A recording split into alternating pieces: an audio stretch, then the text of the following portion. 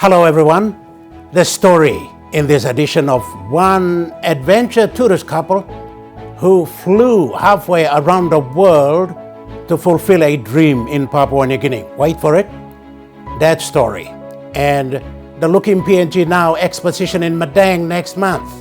What it is and what it means in tourism development in the country. And later in the show, tourism in the Pacific.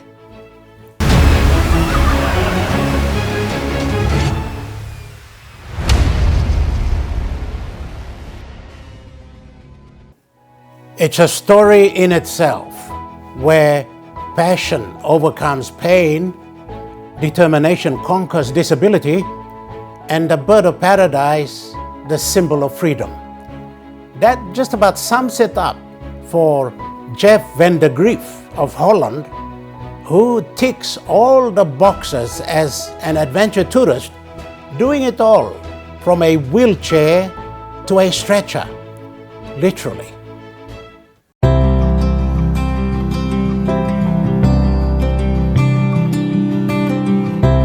This could well be a colored scene of the famous Fasiwasi angels carrying war-injured along the Kokoda Trail.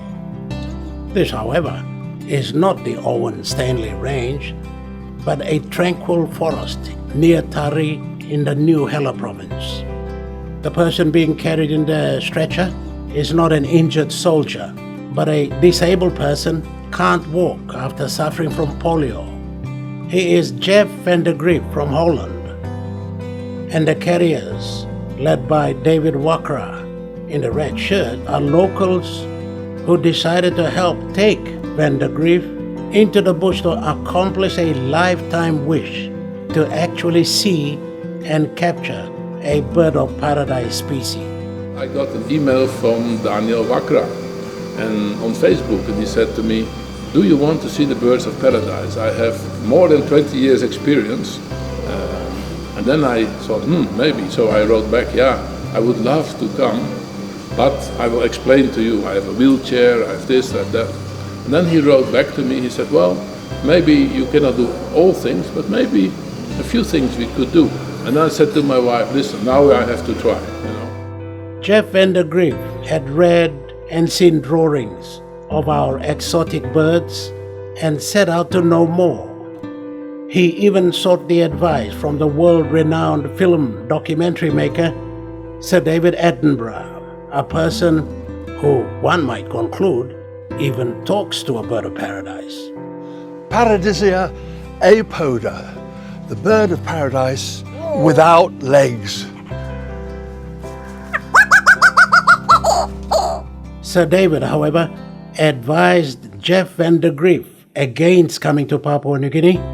He had no hope of seeing any species of the bird of paradise given his condition and the elusive nature of the birds in rugged terrains. So I thought, well, okay, that's maybe my limit. So I enjoy the documentaries of the BBC. I learned a lot from the documentaries from Tim Lehman from National Geographic, who was here doing all the birds of paradise. And I already was at peace with that. Jeff van der Grief was intrigued by our national symbol. He was determined to see the bird up close and personal. Despite being confined to the wheelchair, he and his wife decided to visit Papua New Guinea for the second time.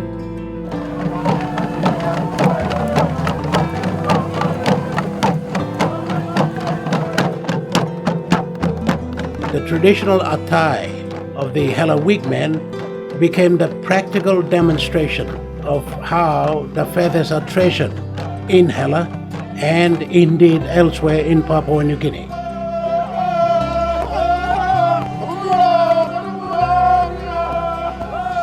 For this elder couple, their story is adventure tourism all on its own. Almost a movie scene, a bird-watching passion takes a disabled man halfway around the world to an inhospitable corner of Papua New Guinea. But after capturing this goldy bird of paradise species, an extremely rare feat for any bird watcher, Jeff van der Grief may be down in the wheelchair, but a bird of paradise conquers his disability and gives him a lift. And birds are a symbol of freedom. They can fly, So for me, that's an important symbol in life. And when I see them, I can't explain how I feel. I feel connected with everything, a sort of oneness feeling in nature. And that gives the happiness I can't describe, but I just love to go back and back again for that happiness,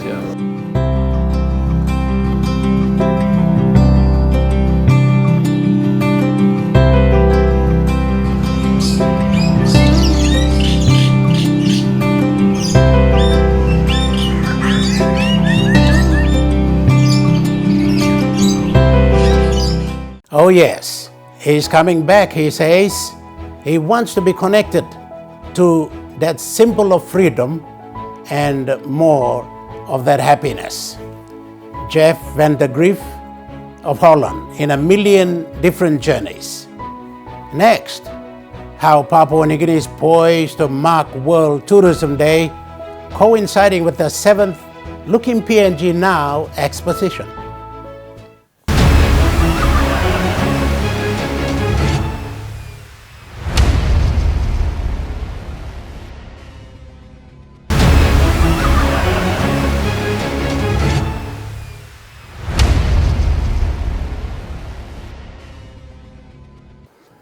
Some important world figures in the tourism industry are to visit various parts of Papua New Guinea next month as part of the World Tourism Day, leading to the Lukim PNG Nau Expo in Madang.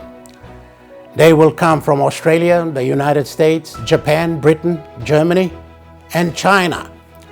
Madang plays host to this gathering of the visitors, the tourism industry officials here, and representatives of the Papua New Guinea Tourism Promotion Authority. More on that exposition and the international connections, I talked to Alice Koningi, the marketing director of TPA, and Henny John, the executive manager of the PNG Tourism Industry Association.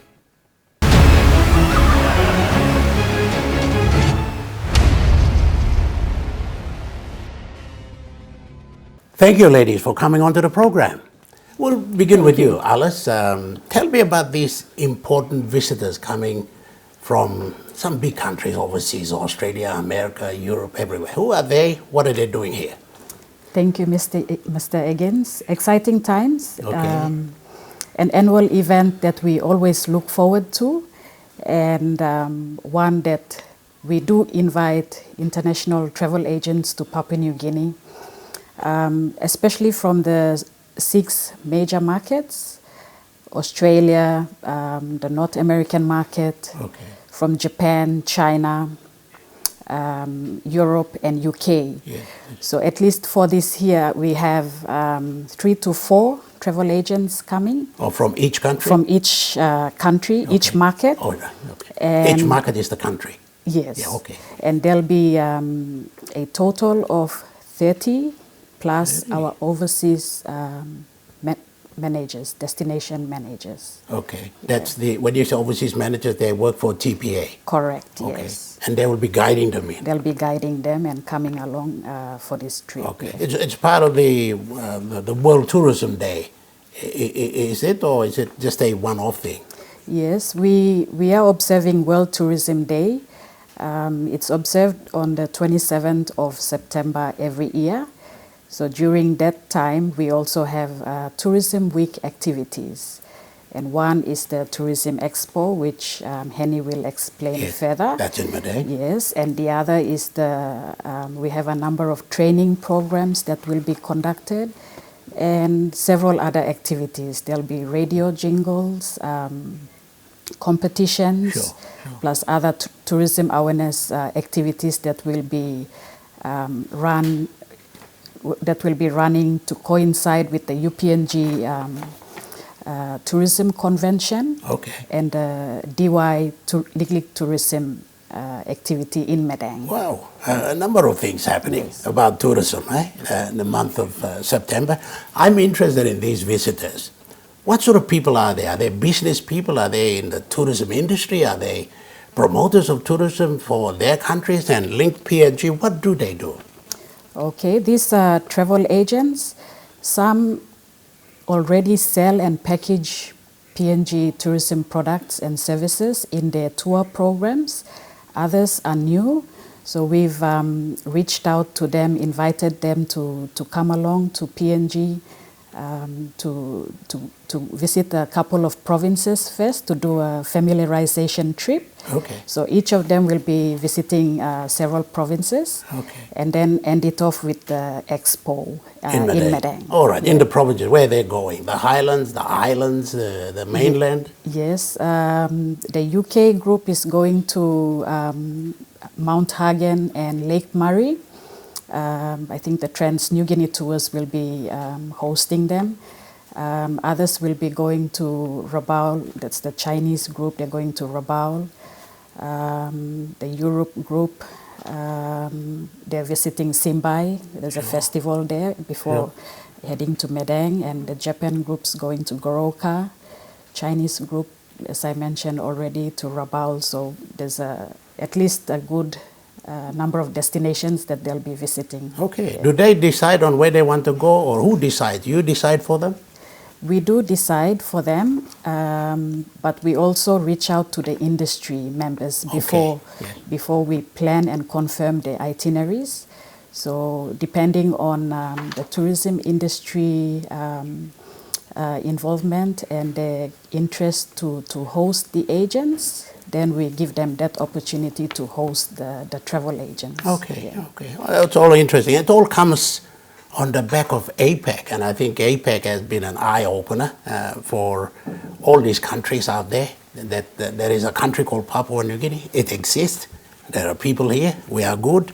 It comes on the back of that, so obviously it is something that extends from APEC. Yes, we have, Papua New Guinea is tagged for all the bad reasons, the bad media publicity. So it is a great opportunity that was set before us to market and promote Papua New Guinea, especially to when we had the media, international media in the country. Yes. It was to showcase our country as one of the travel destinations in the Pacific and in the region. So that was a great opportunity. We're unique. We're one of a kind. They can't find that anywhere else, can they? Absolutely. Okay, and then once these visitors, they will have visited the various parts of the country and then go to Madang for the exposition, what will they do? Will they make presentations, or will they just observe what the industry has done and hear from the industry people here? What would be their role there in Madang? Okay, on the 23rd of September, which is there'll be 3 days of the expo. So on the Monday, we will have at least 30 exhibitors. Our local operators, hoteliers, tour operators will be exhibiting. And agents will have an opportunity to go and meet on a one-on-one basis with the agents. And it's more like a marketplace where we are providing that avenue for the buyers to come and meet with the sellers. Yeah. It's also a huge public relations event for them. All right, then on that note, we'll go to you, Henry John. You are the executive manager of the Tourism Industries Association. Well, tell us what you do first. Well, basically, I've just joined recently, early this year. So this would be probably my 5th month with TIA. And very exciting then. It's been very exciting and very challenging, to be honest. Well, TIA basically, it's an peak industry body. So when TIA started in 2001, the basic aim or the purpose of establishing TIA was basically to mobilize the industry members together as one voice and one body. So that has been the goal and the purpose of TIA ever since, even up to this day. So who are these industry people? So the industry members, we have a broad range of members that come from come from all the industry, all the operators. Sorry. Yes, yes. So we have the members who are ranging from, we have big name hotels like Airways Hotel. We have the Crown Hotel groups. We have the IHG. We have the Coral Sea Hotels, and we have the smaller, all the way down to the category 4 and 5. Sort of accommodation types like the traditional setups and the village guest house. Okay, that's in the accommodation sector, and we also have the tour operators. Yes. We have the big name tour operators like the Trans-New Guinea Tour, the Melanesian Travel Services, and even all the way down to the SME level ones. Yeah. And we have one or two, like product owners. Okay. But at the moment, we don't have that many of the product owners, because at the moment, like our benefits, it only targets the market ready operators. Okay, the established group, so to speak. All right. Exactly. That was going to be my next question. Yes. I'm a simple man. I've just started up something on and about tourism. Yes. How do I get involved in the association? Do I fit in? Where do I fit in? Okay, great. At the moment, the memberships that we have, the members that we have, we're targeting only the ones that are already operating. So if you are an interested person who wants to venture into tourism, so what you do is once you've gone to IPA and you've done all the compliance component of registering your business, and then you actually when you are already operating, like saying that you have visitors coming through your property, whether it be accommodation, service provider, or if you are a tour operator and if you have conducted tours already, those are the sort of people that we encourage to join the association. Yes. And you say you've been in there only 5 months. You know it already, yes. It seems. All right. And the exposition in Madang. Yes. The 7th, I hear. Yes. What have you been doing in the past 6, and what is the 7th all about? Well, the 7th is basically. Maybe you were not there at the time, but I wasn't there at the time. Okay. But from what I can say from the previous expos that I've attended, I would say that this would be one of the great ones, great expos that we are planning. Why I say because it's a great one. We've had a very good support from the industry members on the ground, okay. And also from the Madang community. Right. They've been really gearing up for the event. I was there last week.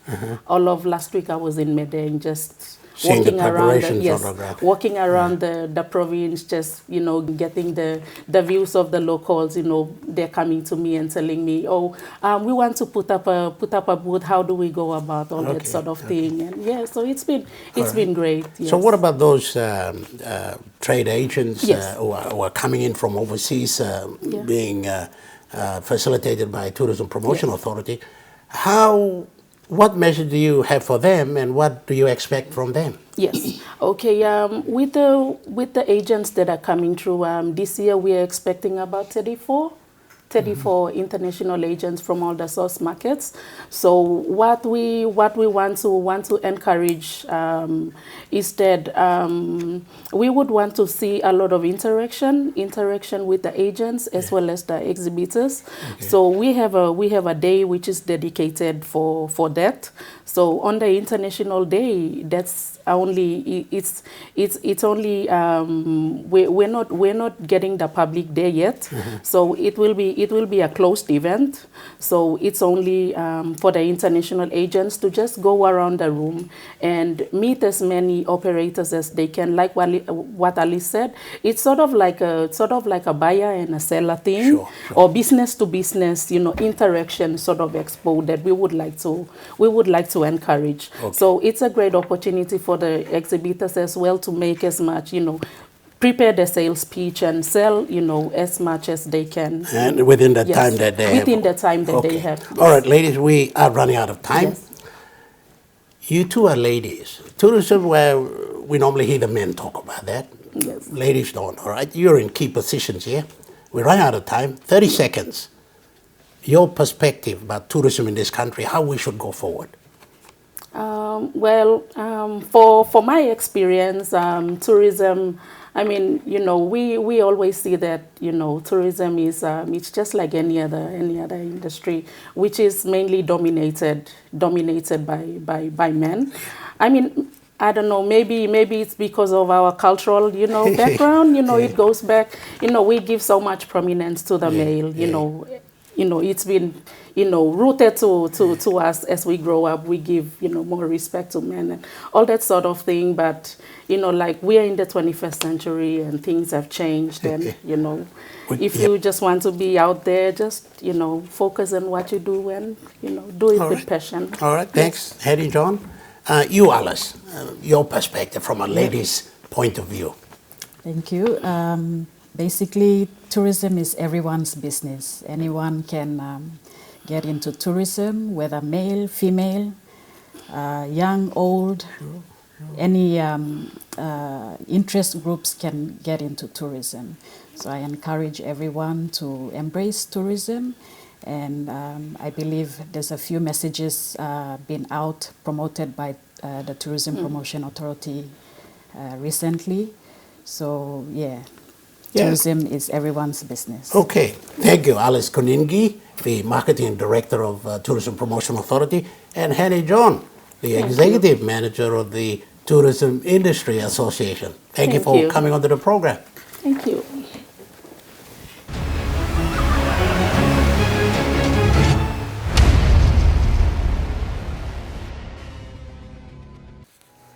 This is A Million Different Journeys. After the break, tourism in the Pacific.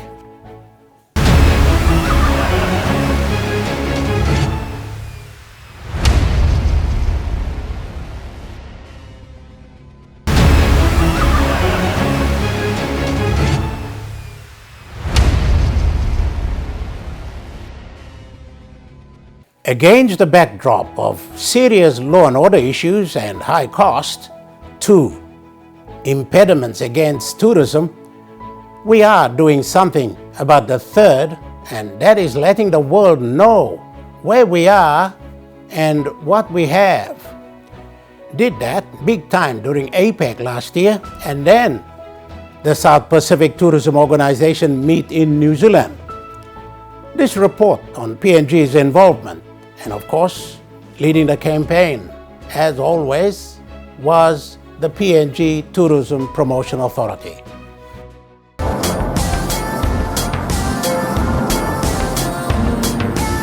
Going, going, gone. In the world of sales, that's what you want to hear for a product or service sale. At the annual South Pacific Tourism Organization Exchange, it was a mad rush to sell Papua New Guinea to the Pacific region.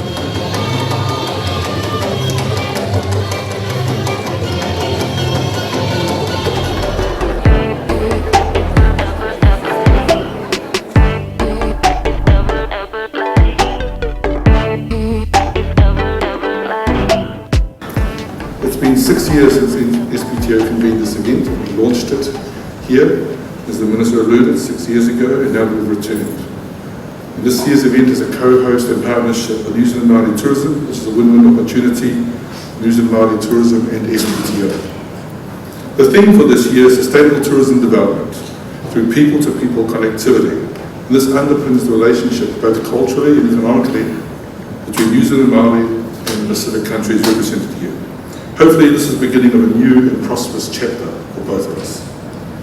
SPT is a platform for buyers and sellers, and it's to collaborate and generate increased business opportunities and incentives. As the Minister alluded, there are 64 international buyers in 14 countries, 94 sellers from the Pacific and 25 local Māori participants. Well, SPTO has been going now for over 30 years, and we've come to the point where we need to evolve the organisation to make it relevant to both its members and to the current economic environment that we are in. And one of those things, we've started the process now of looking at redoing our strategic plan, reviewing our constitution, looking at the core work programs for SPTO and what it needs to focus on. At the same time, looking at partnering with other organisations for the other project areas that aren't as critical but still important to our tourism development. Regionally, tourism generates on average an estimated 3 billion kina, and the challenge is for Pacific states to think beyond the traditional practice of marketing tourism, given the varying circumstance each country faces. But above all, accessing markets to pitch these product ideas is paramount, and that's what the SPTO is all about.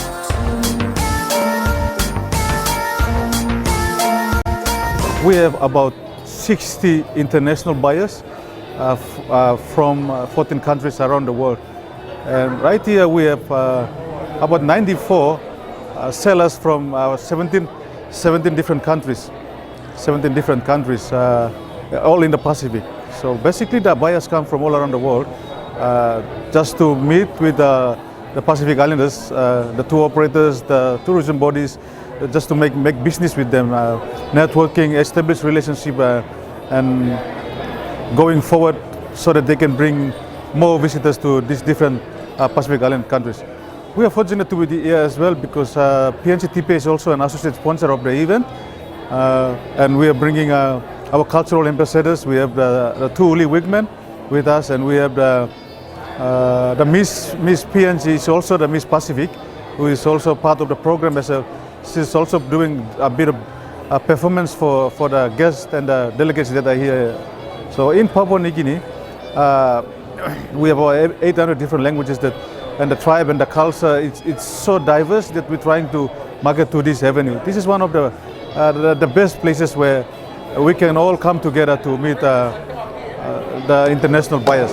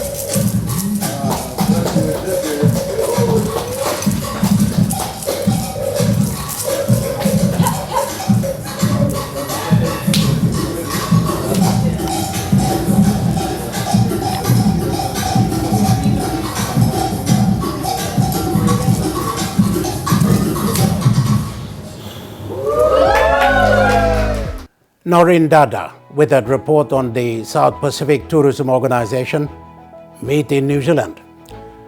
We've barely scratched the surface of the potential the tourism industry has for Papua New Guinea.